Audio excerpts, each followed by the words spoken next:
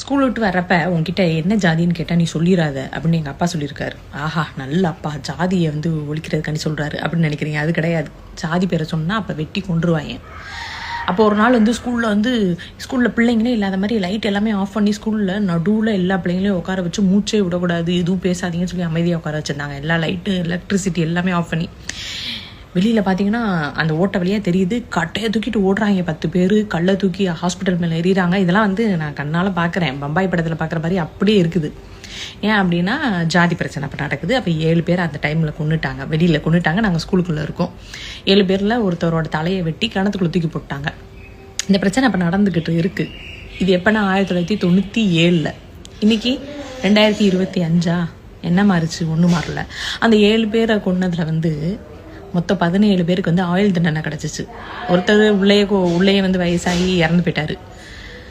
ஒரு 3 பேரை வந்து ஒருத்தவங்க பிறந்தநாளப்ப வெளியில் விட்டாங்க. மிச்சம் இருக்க 14 பேரோ 13 பேரோ அவங்கள என்ன பண்ணிட்டாங்க, அதுக்கப்புறம் வந்து நல்ல நன்னடத்தை காரணமாக வெளியில் விட்டாங்க. ஸோ எல்லாருமே வெளியில் தான் இருக்காங்க.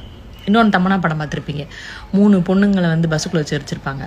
அவங்களும் இந்த பீரியட்லேயே தான் வந்து நல்ல நன்னடத்தை காரணமாக வெளியில் விட்டுருவாங்க. எல்லாமே வெளியில் வந்துட்டாங்க. முன்னாடி வந்து ஜாதி மட்டும்தான் இருக்கும், பெருசாக பணம் எதுவும் இருக்காதே. நான் இந்த ஜாதிடா, நீ அந்த ஜாதிடா அப்படின்னு சொல்லி ஒரு இது இருக்கும். இப்போ வந்து ஜாதி, பணம், பதவி இதெல்லாமே ஒரே இடத்துல இருக்கும்போது அவங்களோட அடக்குமுறை வந்து ரொம்ப அதிகமாக தான் இருக்குது அப்படின்னே சொல்ல முடியும். அப்போ தான் அந்த மாதிரி ஜாதி பிரச்சனைலாம் இருந்துச்சு. இப்போ எங்கெங்கே இருக்குது அப்படின்னு தானே சொல்கிறீங்க. இப்போ இருக்க ஜென்ரேஷனில் அதெல்லாம் கிடையாதுங்க, ஜாதியே பார்க்கறது கிடையாதுங்க அப்படி தானே சொல்கிறீங்க. 2K கிட்ஸ், எத்தனை 2K கிட்ஸ் கையில் வந்து கலர் கயர் இல்லாமல் இருக்குன்னு சொல்லி பாருங்கள். கலர் கயர் இருக்க தான் செய்யுது. என்ன பண்ண முடியும்? எங்கேயுமே இதுக்கு என்ன தீர்வு நீங்கள் சொல்ல முடியும்? ஒன்றுமே பண்ண முடியாது. இதை பற்றி நிறைய பேர் இன்பாக்ஸில் வந்து பேசுங்கன்னு சொல்கிறீங்க. நம்ம பேசுகிறனால ஒன்றும் ஆக போகிறது கிடையாது. இதெல்லாம் அவங்களாம் முடிவு எடுத்துகிட்டு பண்ணுறது தான். ஜாதி பற்றி, ஜாதி வெறியில் கொலை செஞ்சு, ஜாதி வெறியில் என்னென்னமோ பண்ணி செத்து போனவங்க எல்லாம் விதையை தூவி விட்டு போயிட்டாங்க. அந்த விதை வந்து மழை வரப்பெல்லாம் வந்து எங்கெங்கேயாவது முளைச்சி இந்த மாதிரி ஜாதி பிரச்சனை வந்து வந்துக்கிட்டே தான் இருக்குது. ஒன்றும் பண்ண முடியல. அதெல்லாம் அவங்களாம் முடிவு எடுக்கிறது தான்.